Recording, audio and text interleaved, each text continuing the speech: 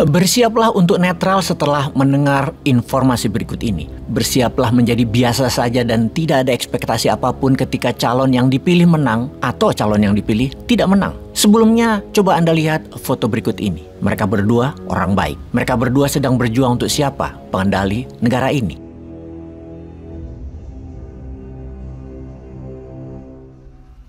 Oke, sekarang kita lanjut ke topiknya. Pertanyaan pertama, mungkinkah Anies ketika tidak mendapatkan posisi alias tidak menang dalam Pilpres akan bergabung ke presiden pemenang untuk menjadi Menko misalnya? Begitu juga sebaliknya, ketika Prabowo tidak menang, di mana Anies yang mendapatkan mandat, mungkinkah ditawari posisi Menko kepada Pak Prabowo, juga posisi menteri misalnya desa tertinggal kepada Gibran, yang akhirnya berdua bergabung bersatu membangun negara ini bersama 01? Bisakah hal itu terjadi? Kita lanjutkan. Apakah ketika 03 menang akan hanya mengelola negara ini sendirian atau mengajak 01 bergabung? Pertanyaan selanjutnya, apakah kalau 03 tidak menang maka PDIP akan memilih gabung dengan pemerintah dalam parlemennya atau memilih oposisi? Sebentar, sebelum kita menjawab beberapa pertanyaan di atas, kita saksikan informasi dari sebuah resto yang Bosman sangat rekomendasikan bagi Anda yang ingin memanfaatkan nikmatnya makan unagi yang proteinnya lebih tinggi dari ikan salmon dan mengandung albumin yang lebih baik dari ikan gabus. Bagi sahabat yang ingin meningkatkan imunitas, mengembalikan kesehatan pasca operasi, atau untuk selalu sehat, sempatkan mampir ke Resto Unagi Udang Alam Kreo di Kaliprogo, Sleman,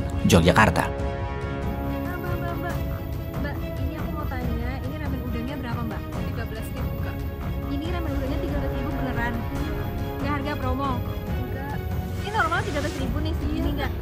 Wow, mantap banget. Makasih ya Mbak. Iya.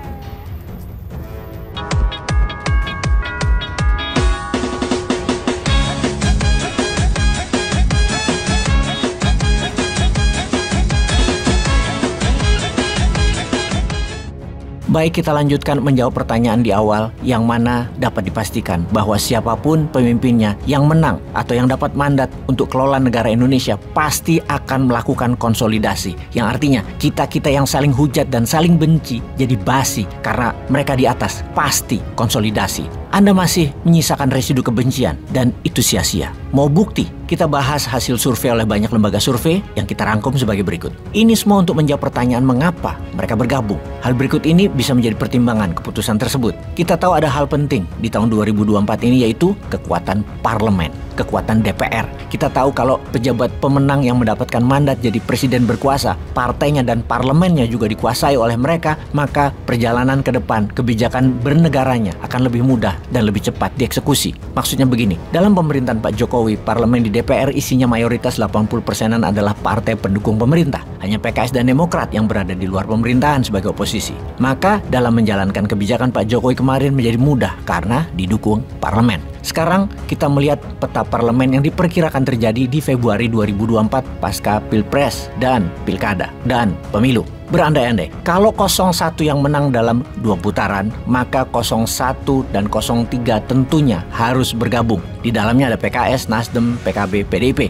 yang akan mendapat suara di parlemen. Kita mohon maaf ya, P3 tidak lolos threshold, juga Hanura dan Perindo. Ini asumsi. Berapa angka perolehan mereka kira-kira? Diperkirakan sekitar 43%-an saja. Itu dari mana dilihatnya? Survei saat ini kita pakai dari berbagai acuan. Mereka sudah memprediksi PDIP sekitar 18%-an, PKS 9%-an, Nasdem 7%-an, PKB 9%-an. Suara total 43% di parlemen. Itu akan menyulitkan kebijakan pemerintahan 01 nantinya. Karena kalau pihak 02 jadi oposisi, yaitu Gerindra, Golkar, Demokrat, PAN, tidak pernah mudah keputusan 01. Pemerintahannya akan berjalan karena bisa banyak ganjalan di DPR. Kalau kita asumsikan berikut ini, anggap P3 dapat 4% suara. Tetap 01 dan 03 belum juga mayoritas, baru 47%-an suara di DPR. Sekarang kita berandai-andai 02 yang menang. Berapa kursi parlemen didapat dari Gerindra, Golkar, Demokrat, PAN sebagai partai lama dan partai utama di sana, ditambah PSI dan PBB. Kalau berdasar lembaga survei per saat ini bisa didapat Gerindra sekitar 18%-an, Golkar 12%-an, Demokrat 9%-an,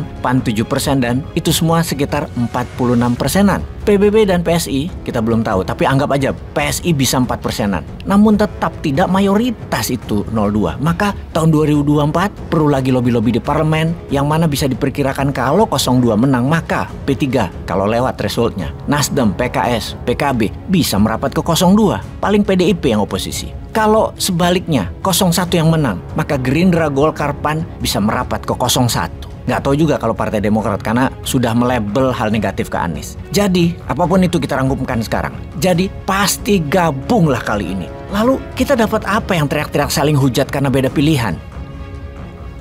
Peace.